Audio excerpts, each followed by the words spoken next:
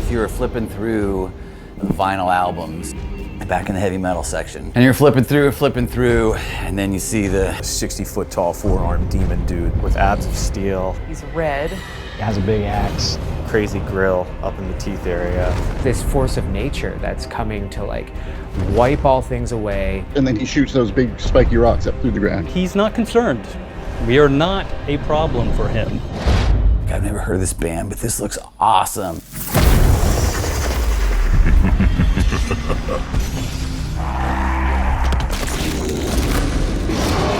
Choosing where we go next is something that Matt and I spend a lot of time on. And we try to settle on a word or a mood or a feel for the next year's story. So when we decided we wanted to go back to Oblivion, we knew right away that Dagon had to be a part of it because he was such a huge part in Task 4.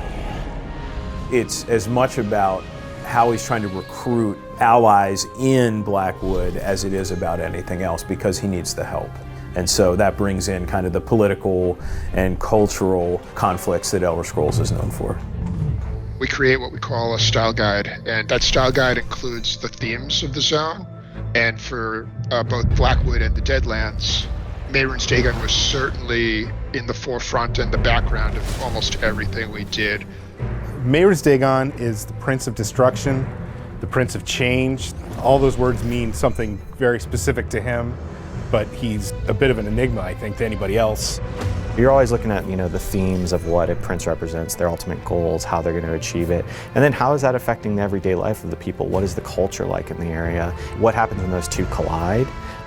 That's always really important, and I think that's something that makes an antagonist story really compelling. Even if he's not present, you feel touches of his influence everywhere because everything that happens is kind of a result of him.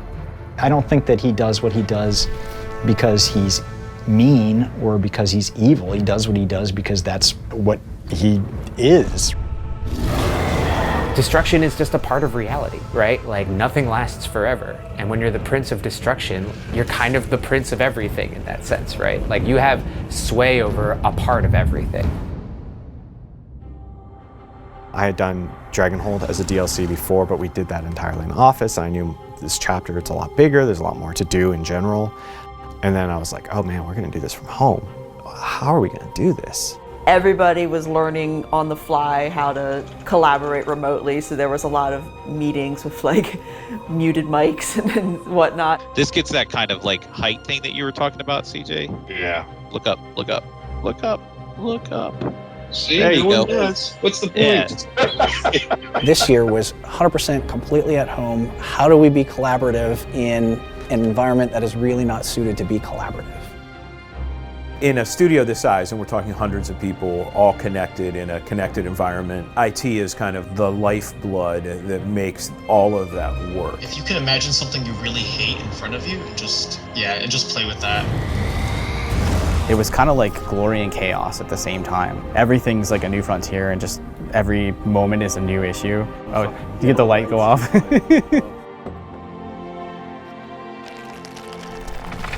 It was enough to maintain all these things here.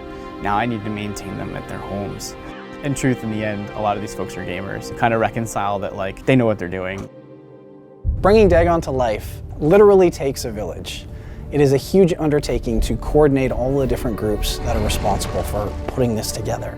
I'm there kind of to help guide and give them a map to go off of as far as story and location, stuff like that. And it's up to the designers and the writers and encounters and art and everyone else who works on these things to kind of take that and run with it.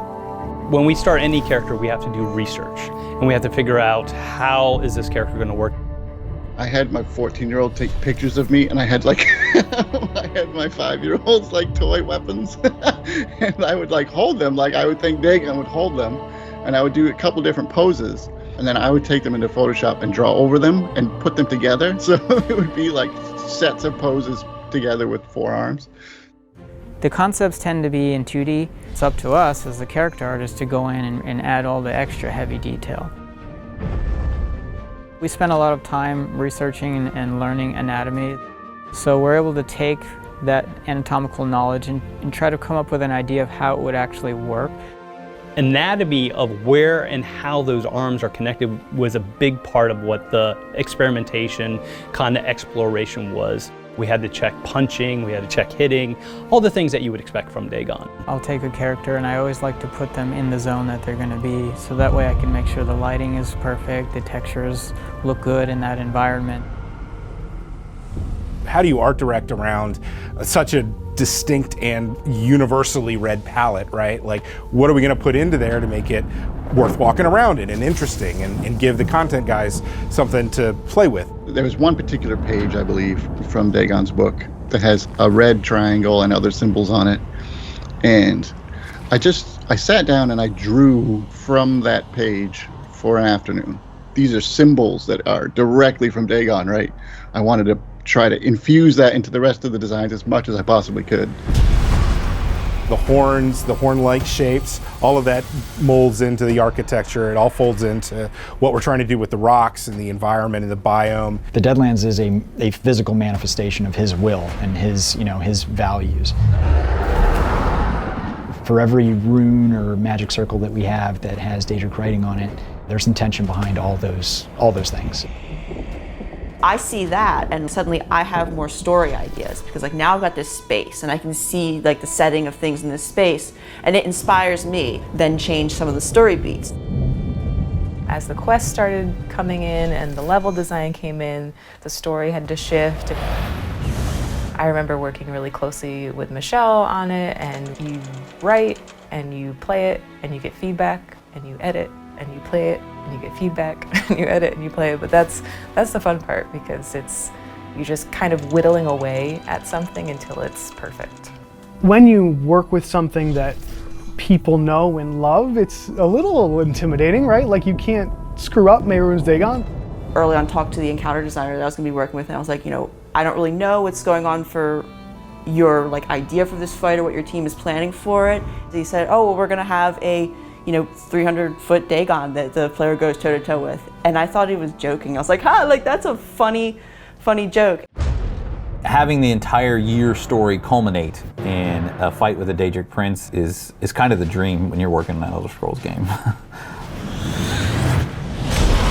He can be the evil. He can be the big bad. He can be somebody that you look at and you go, I don't want to be in league with him. Now, that doesn't stop some people from wanting to be in league with him. He really sets the tone of everything that you fight, right? Because they're his minions, so they abide by his rules, they serve him. A lot of the monsters that we worked on ended up getting that sort of treatment. We call it the Dagon treatment. It greatly impacted the Ruinok. He is created to be the embodiment of Mehrunes Dagon, the voice and the sword of Mehrunes Dagon. So that directly influenced all of their abilities and stuff. And they have whirlwind abilities that they spin around in place and destroy things. We wanted something beastly and something threatening and something that would feel like a real fight. Chaotic, hectic, scary nature that is Mehrunes Dagon, and we embody that in some pretty brutal ways. Because he, as a character, as an entity is so big, we had to decide when to present him at meaningful moments to the player and how those moments are going to impact the overall story. All of our scenes that have been crafted around his appearance either show him breaking something or being just generally menacing to the people around him. He's not a slow character, but he's just a really large, deliberate individual, and we have to carry him that way through all the experiences. They have this huge weight. They're working against gravity. And then you have to figure out a way to represent that in sound. I'll do like a 10-second long arm swipe or something, like something really simple. You have to make that impact and then put all the detail in this 10-second long tail. And that is actually what gives it the size, more so than the loudness or anything. It's all the detail in these long sounds.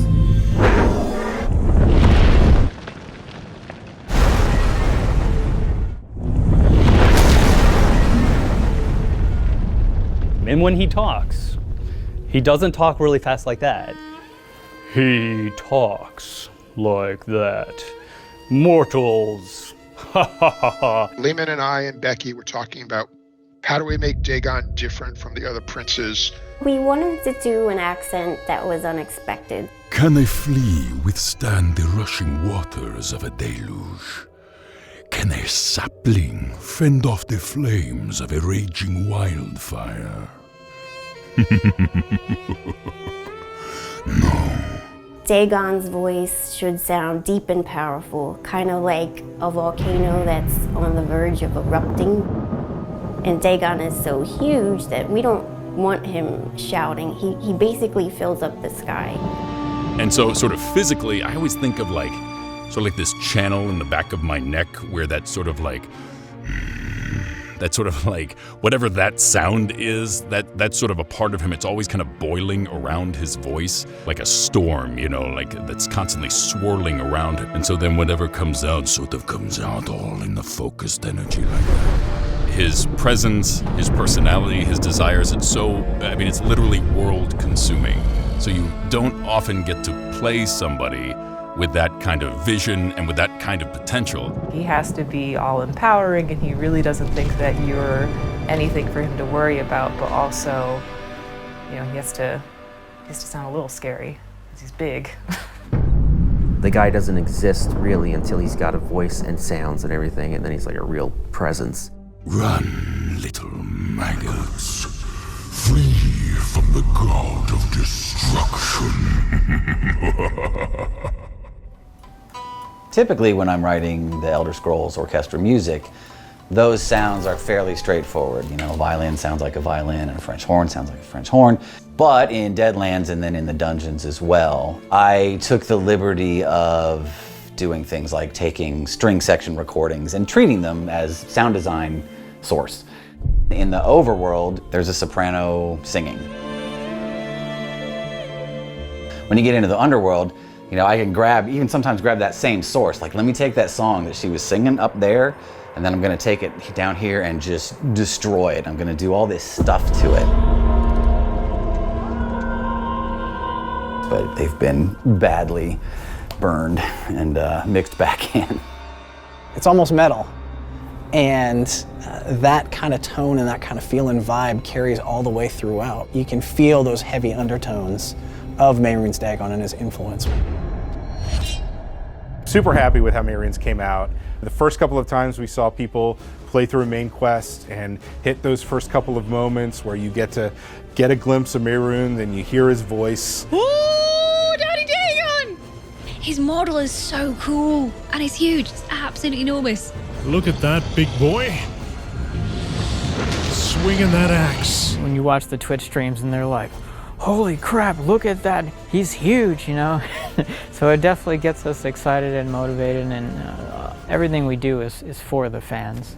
I love to see people take on the challenges and figure out the puzzles that we throw at them.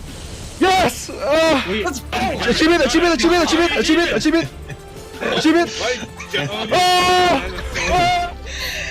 Jeez, I don't know how I survived that.